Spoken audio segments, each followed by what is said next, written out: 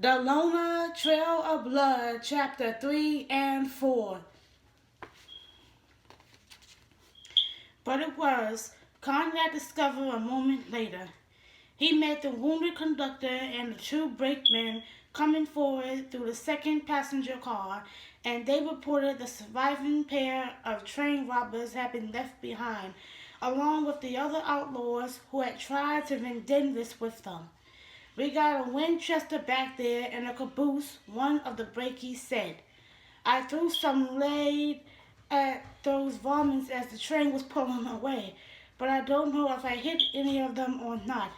"It's all right if you didn't," Conrad told the man while he reloaded the round he had expended on the robber who had fallen underneath the train.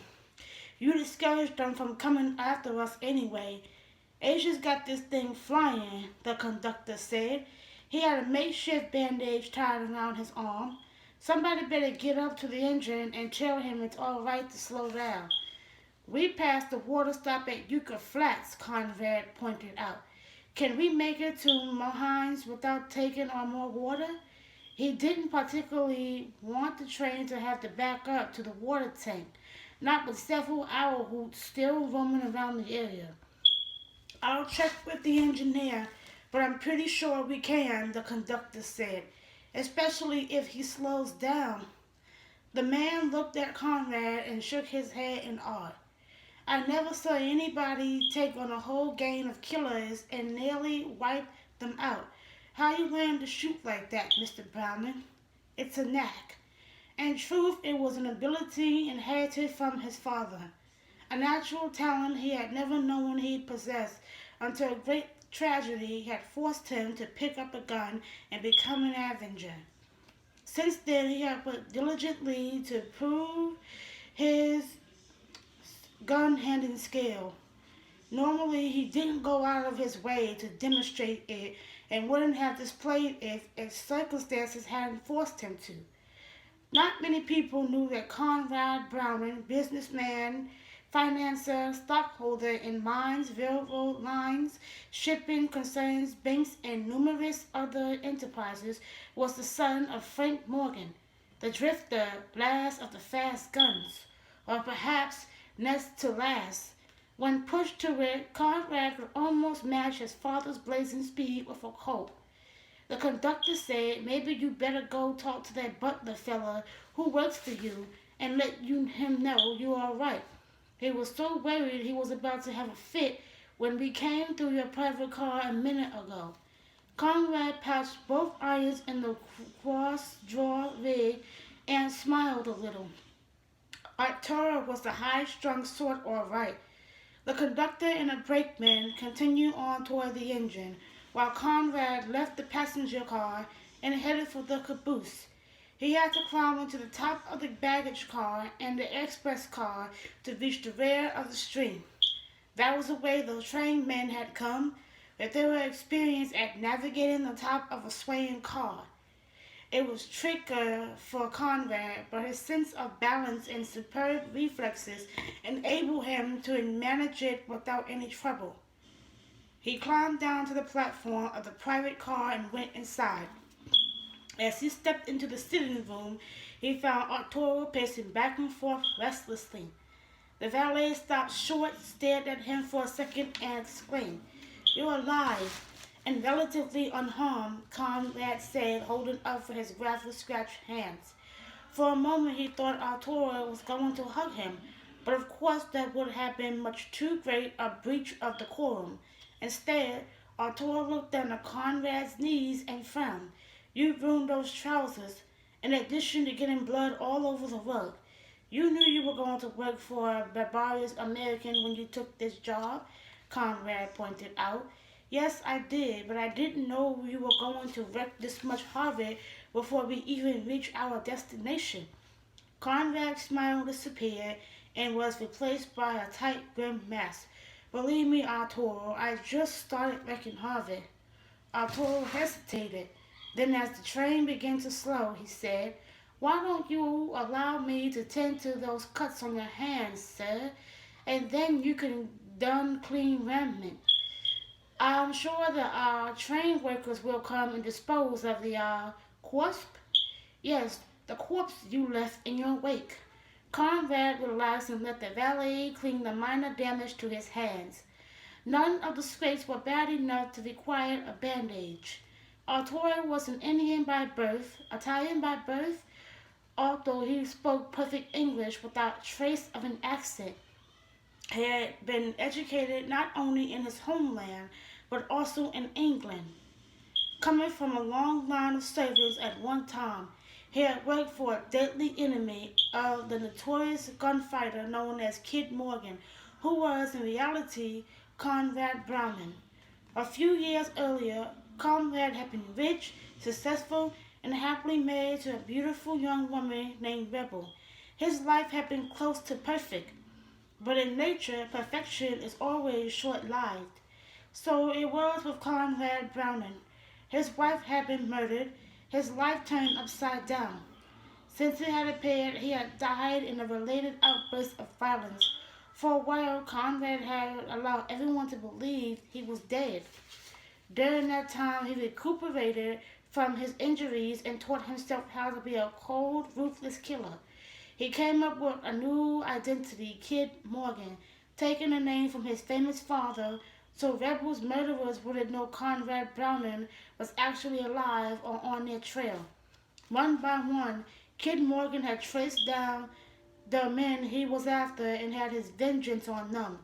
Eventually, the trail had led the kid to the person behind his wife's death, Pamela Tellerton, who had once been engaged to Conrad Browning.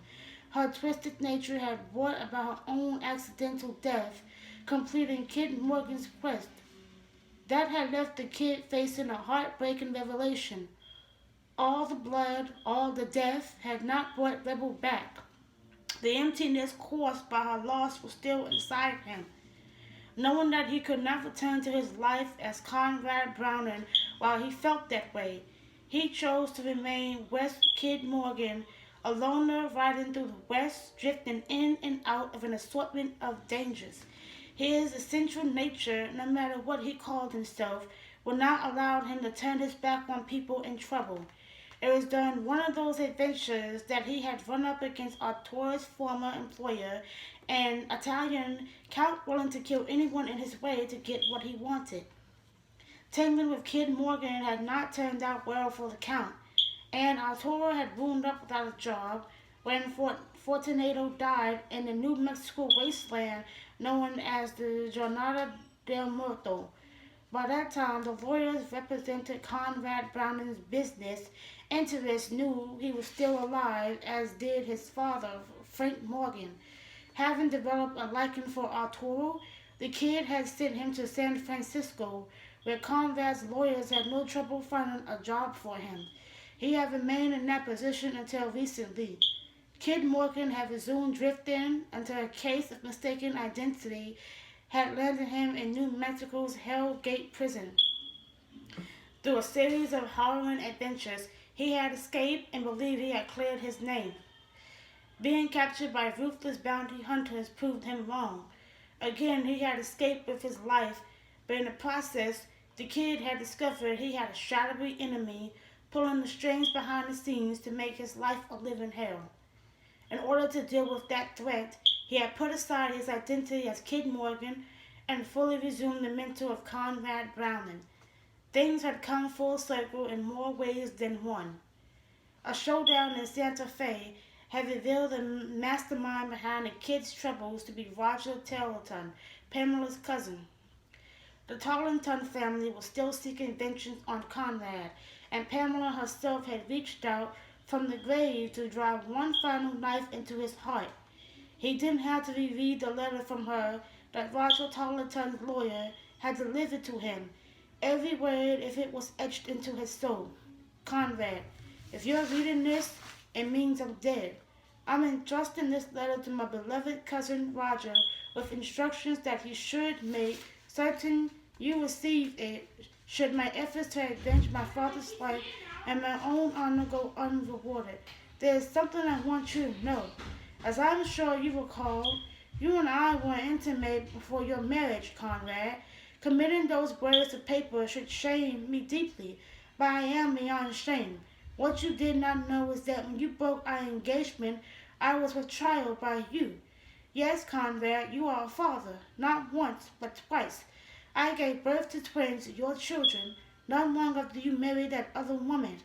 They were healthy, happy infants, and now they are hidden away where you will never find them, somewhere in a vast frontier for which you deserted me.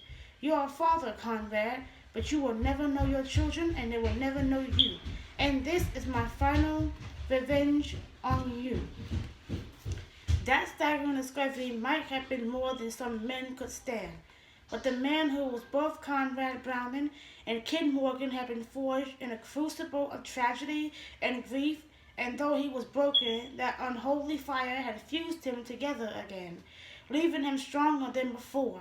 After reading that letter, he had allowed himself a moment of horror and sadness, and then he started making plans of how he would find his lost children. One thing was certain. Conrad would have to take up the trail first, not the kid. He knew better than to trust anything Pamela had written in that letter. She had indicated the twins were hidden away somewhere in the West, but that was likely not true. After he had broken their engagement, she had remained in Boston, where both of them had lived at the time. He was confident that was where she would have given birth to the children, so that was where the trail would start. Conrad Browning was much better suited to dealing with the East than the kid was, so it was Conrad that had boarded a train in Santa Fe and set off on a journey that would take him back to Boston. He hadn't boarded the train alone, however. If he was going to fully assume the identity of Conrad Browning again, he needed a servant. Conrad wouldn't travel without a valet. That was what his friends and associates back east would expect. He thought of Arturo and sent him a telegram offering him the job.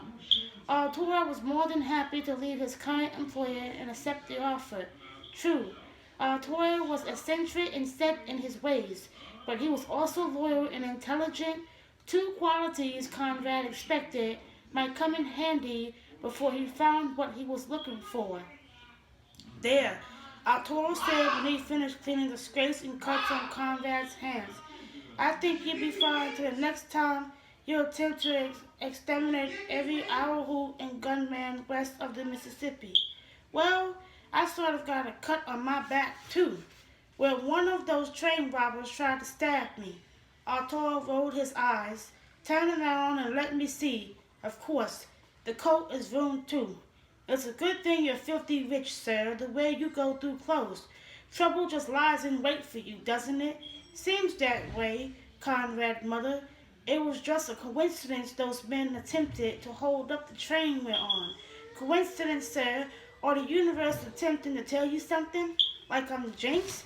I don't believe in superstition, but you must admit it seems as if you can't go anywhere without someone shooting at you and trying to kill you. Conrad chuckled. Then I guess it's a good thing I can afford plenty of bullets, too. Chapter 4. 3 days later, Conrad and Arturo disembarked from a train in Boston.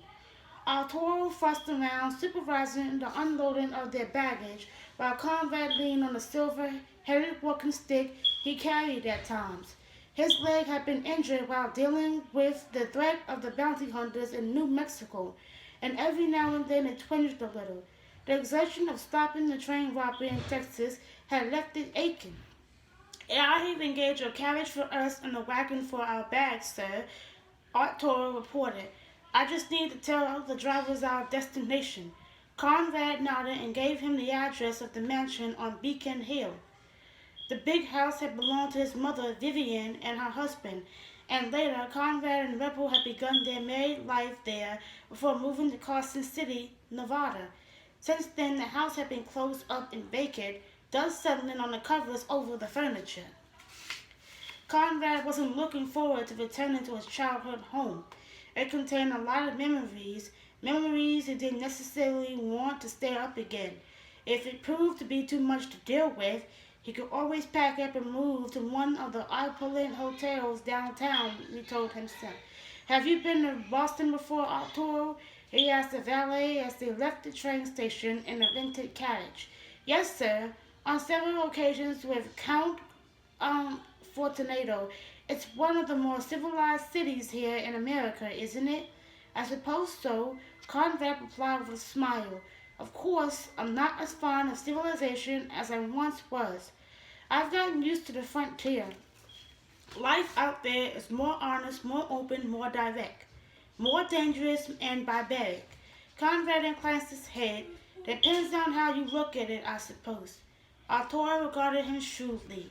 I must say, sir, you've changed a great deal since the first time I saw you. Back then you were wearing that horrible French jacket and that big hat, carrying enough weapons to be a walking arsenal. Now you appear to be a fine gentleman of culture and breeding. But appearances are deceptive, eh? Conrad asked, chuckling. That's not what I meant at all. But you must admit, sir, you are a rather complicated individual. More folks are when you get down to it. No, not I, sir. I am exactly who I appear to be. Well, I suppose we need a few things in the world we can count on. Conrad felt a twinge of apprehension when the carriage drew up in front of the mansion. It was a big house of red brick with a gable roof, but it seemed to be some sort of monster squatting there, waiting for him to come close enough so it could spring on him and devour him. With his heart pounding, he said, "Wait, Arturo, have the driver take us to a hotel instead." "Are you sure, sir? This is your family home." The only family he had left was Frank Morgan, and Frank had nothing to do with that monstrosity of a house. Frank was somewhere out west, roaming the high country or the deserts or the forests. The twins, he reminded himself, he didn't know where they were, but it was a foregone conclusion they had never been at that house. "I'm certain," he said firmly, "we'll be more comfortable in a hotel suite." "As you wish, sir." Arturo swung the carriage door open and stepped out to talk to the driver. When he got back in, they started off again, leaving Beacon Hill behind. A short time later, they were ensconced in the best suite in the most expensive and luxurious hotel in Boston. Conrad said, "As soon as we've unpacked, I want you to put on your secretary's hat, Arturo, and send notes to a list of people. I'll give you, letting them know I'm back in Boston. I expect that generate a number of invitations to dinner and whatever parties are being held in the near future." Arturo frowned. "But I don't have a secretary's hat, sir, only my boiler." Conrad laughed. "It's just an expression. I'm surprised you haven't heard it before." "Don't be so literal-minded, Arturo." "The thing is a literal thing, sir. At least mine is." "I'll keep that in mind," Conrad said dryly. Not surprisingly, Arturo rolled his eyes. Conrad dined that evening in a hotel dining room. He wanted to be seen. Many people from the upper crust of Boston society went there, not just guests in a hotel. The word would get around quickly that he was back in Boston, and the note sent out by Arturo would make it clear he wanted to resume his former place as one of the city's elite. But as he ate the fine food and sipped the finer wine, surrounded by elegance, he compared it to meals of biscuits and bacon, washed down by a tin cup of arbuckles that he had in camps alongside many a lonely trail, and he knew he'd been happier on the trail than he was in the city. He hadn't realized how much he had changed over the past few years until he'd come back to Boston. That was where Pamela would have given birth to his children, he told himself. It was where the trail had to begin. There was no way of knowing where it would lead. "Conrad?" a man's voice asked as he was sipping on an after-dinner brandy. "Conrad Browning? Is that really you?" Conrad turned with a smile and saw a well-dressed couple wearing expressions of surprise. He recognized them instantly, although it took him a second to recall their names. He stood up and extended a hand. "Joseph, it's so good to see you again." After he had shaken hands with the man, he hugged the woman. Delicately, of course, because she was one of those elegant blondes who gave off an air of fragility. "And Celestine, as beautiful as ever. It's wonderful to see you both again." "What are you doing back in Boston?" Joseph Damaris asked. His father owned one of Boston's oldest and most prestigious banks, and he was a vice president of the institution. I thought you had moved west for good. His wife touched his arm and said in a soft, childlike voice, Joseph. Realization dawned on him. Oh, that's right. Soberly, he put a hand on Conrad's shoulder. We were so sorry to hear about your loss, old man. Such a terrible, terrible tragedy. So sorry, Celeste echoed. Conrad nodded. He was going to have to get used to that, he told himself. Thank you, he murmured. It's been more than a year now, but the wound is still very fresh. Sure it is, she said. You know, Damaris said. We heard this wild rumor that you had passed away too. Something about a fire at your house in Nevada or wherever it was. Carson City, Conrad said. Yes, I don't know how those rumors got started, but as you can see, they were false. I'm standing here right in front of you as hale and hearty as ever. Yes, Celeste said, I can see that. Something in her voice and the way her pale blue eyes faintly appraised him reminded Conrad that on more than one occasion when he had lived there, Celeste Damaris had subtly let him know she might not be opposed to a little dalliance with him. Conrad had never pursued the matter, of course, because he'd been happily married to Rebel at the time, and she was plenty of woman for him. He had no interest in Celeste except for the fact that she was a notorious gossip and would help spread the word that he was back. All the people he had known in Boston had also known Pamela. The two of them had been a couple for several years and had been engaged for part of that time. Her father had been a wealthy man. Someone in a mutual circle of acquaintances would have seen Pamela following the end of their engagement. Someone would know something about the children she had born. That was Conrad's hope anyway.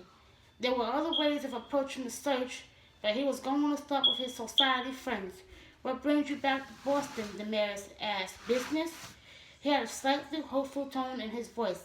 If he could bring some of the deposits of the Browning business empire to his father's bank, it would be a nice feather in his cap. Conrad shook his head and said, pleasure. He noted the brief flash of disappointment in his old friend's eyes. I want to see everyone again and renew all my old acquaintances.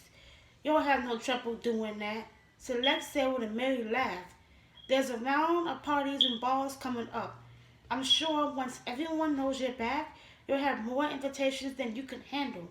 That sounds good. Conrad took her hand and squeezed it lightly. Can I count on you to act as my ambassador, Celeste? Of course. Come to tea tomorrow and we'll discuss it. An excellent idea, her husband agreed. I'll be at the bank, of course, but I'm sure Celeste will entertain you and take good care of you. Conrad wondered if Damaris was really as thick as he sounded, or if the man simply didn't mind if his wife hoisted her skirts for the Browning financial empire. Either way, it didn't matter. Conrad didn't intend to take advantage of the offer. I'll see what I can do. Of course, Celeste said, telephone me and let me know. Conrad nodded, having spent so much time in the West. He tended to forget how prevalent telephone lines were in eastern cities. After all, Alexander Graham Bell had invented the contraption right there in Boston. A little more than 20 years earlier, Conrad owned a considerable amount of stock in a telephone company that had proven to be a good investment. The Damaris went on their way, and Conrad resumed his seat. He smiled to himself as he swirled the brandy in the snifter. He completed the first move in what might prove to be a long game, but so far it was looking like a successful one. Despite all the elegance and comfort surrounding him, for a moment he wished he could hear the lonely hoot of an owl in the night and look up to see the western stars spread across the sky.